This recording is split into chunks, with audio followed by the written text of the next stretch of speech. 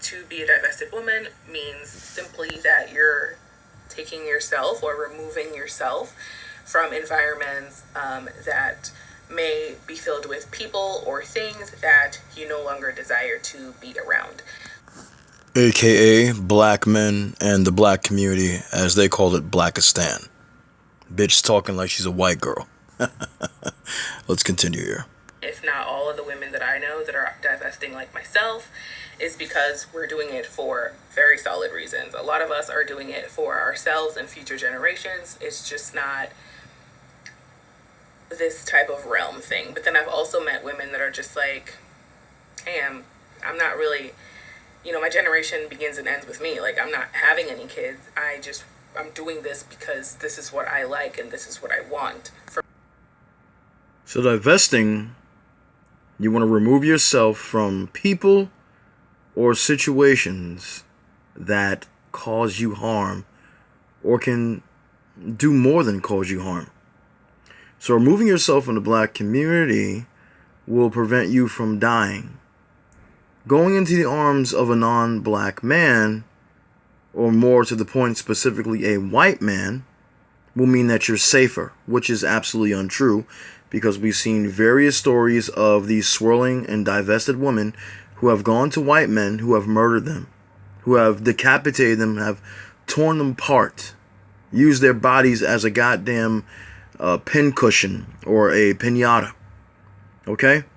Doing it for future generations. Future generations of black women will not exist if black men and black women don't get together. Just like future generations of black men won't exist because you say you want to abort all black male children. And you literally got dumbasses, and I mean dumbasses in my family and dumbasses on the internet. Not really on the internet, but there are some dumbasses that have asked me, why? Why do you do this? What's the point of talking about this? We have a right to talk about what we want on YouTube. We got a right to put out information to inform you people of what's going on YouTube. And a lot of you don't even have to ask me that question because you already get where I'm coming from because you've been following me since I was on my old channel in 2013.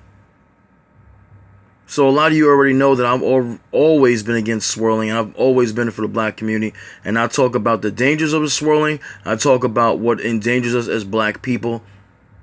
And this is something that endangers black women. When they think that they're actually getting away from violent black men, they're just going into the arms of violent white men or non-black men. And completely throwing themselves into the community of people who don't give a goddamn about them. You got a woman here called Divested Queen. Says she is a channel for black women, and if you're offended, she doesn't care. It's attitudes like this that get these women killed. It's attitudes like this that make black men go outside their race or look at African women and other women of color as their preference to date. Because women that have mindsets like this, I can respect the fact that you want black women to be safe. Many of you are full of shit. You don't care about the safety of black women because, as I've stated many times, you don't talk about the non-black men that have killed your sisters. You only talk about the black men that do it. And that's just not a service that's doing anybody any good in the black community, especially from black females. You're not doing any black female any good by lying to them and saying that only black men are a danger to them, which any man can be a danger to any woman, period. Now, what I notice is that the tactics that these divesters use in accordance with the swirlers is that they use all the most negative stories they can find about black men, demonizing every single black man, even black children who are in kindergarten.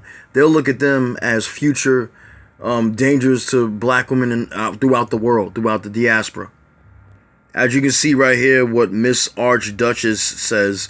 And I know of Miss Archduchess because she's been on YouTube for a long time, along with Brooklyn Blue, who I call Brooklyn Shoe, and all these other females who have a hatred, a vitriol for black men.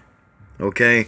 Look over here, you can see it says, yep, every day black men get worse and lower towards Black women only. That's a goddamn lie, but we're going to keep on reading it. Black male trying to bite a black woman eye out after beating her. All black men going to do is ask, what did she do? Or what's the backstory? Or as usual, stay silent.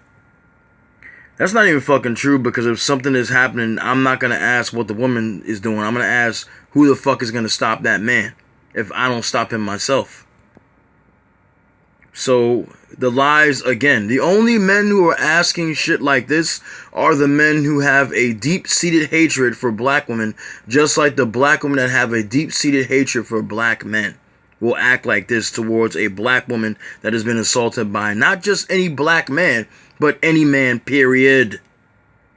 A story like this, they'll use a story just like this, where a man killed his mom after she asked him to get a job because he probably was a bum, didn't want to do anything, was lazy, and she got tired of this shit, told him to get out there and get a job. So only black men kill their mothers who ask them to go get jobs. Only black men assault black women. The white man, the men who are not black don't ever do that to, you know what, let's just go and do it again. Well, what do we have here? December 7th, 2020. Not too long ago, as of this recording anyway. White Oklahoma man kills black woman to teach her a lesson. I thought that only black men were a danger to black women. Apparently that ain't fucking true, which I already know it ain't, but these dumb bitches don't think so. Anybody remember the story of Elizabeth Sullivan? She was the wife of a Navy soldier, okay? She went missing. Nobody knew where she was. Come to find out that her husband stabbed her to death. The white man that was supposed to protect her, the ones that you DIEvesters say that you go to because you feel protected there, you're celebrated there. Did he celebrate her that much that he decided to kill her? She thought the white man was the best choice, just like you think the white man, most of you think that the white man is your best choice. Not even non-black men besides the white man. Most of you look at him as your only choice. You don't look at the Asian man. Some of you do, but most of you don't look at the Asian man, Arab, Hispanic. You look at the white man as your savior and your Lord and savior and your God. A lot of you think that you're getting the best man when you pick a white man. All you're getting is the next psychopath. That's what you're getting. And unfortunately, many of you are learning the hard way that when you get with these men, they're not treating you like you really want to be treated. Even if they treat you like that for a while, it ends badly for the majority of you. You want to keep on telling these lies, these stories of how the big bad black man, is the murderer and the killer of all of you women. But I can tell you and show you many, many more of these type of men that have killed you, that have committed atrocities towards you women, that have committed atrocities towards the entire black community. But you ignore that because as far as you're concerned, you're divesting. You're getting away from anything that can harm you. You're getting away from anything that can harm you, but then you're going to someone that can even make things worse. They won't even harm you. They'll just kill you. This biracial girl, Zaria Burgess, that's her mother next to her. And she is no longer with us. I believe she was 14 or 15 years old. And this is her sick, psychotic father who murdered her and had sex with her corpse. Okay? But you girls, you women out there are telling young women and other women, even your own age, that these men are celebrating you. These men are not dangerous. It's just a story. It's not a story that's happening all the time. This is happening way too much. But you want to keep highlighting what black men are doing. Okay. How about this black woman here who got herself a bottom shelf Brad and he drug her to death with the use of an RV. You think that you're getting winners, but you're the real losers. And you think that this swirling and this divestment movement, this so-called movement, is winning? You're failing, women. You're failing. You're failing yourselves. You're failing the women that are listening to you. You're failing the youth that are coming after you. Talking about you're caring about future generations. As I said before, future generations do not exist without black men. Okay? And black men cannot have future generations without black women. So keep fooling yourself and lying to yourself and others and believing that future generations are going to continue. No, it isn't. Keep going down this route, you're going to be gone. Don't blame black men for it. You chose to go with these men. These men are murdering you. They're killing you. I don't want to hear the bullshit excuses. You don't talk about you don't talk about any of these incidents at all. You sweep them under the rug. That's what you do.